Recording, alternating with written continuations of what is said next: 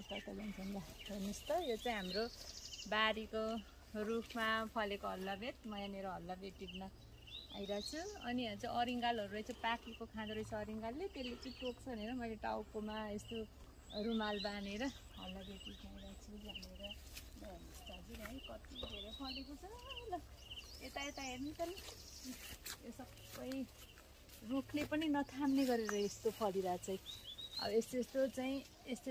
यस्तो टिपेर अनि त्यसपछि खाने अहिलेलाई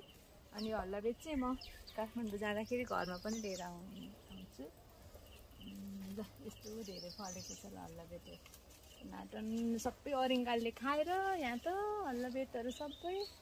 अरिङ्गालले टोक्न नै आउँदो रहेछ अनि टाउकोमा फेटा पनि बाँधेर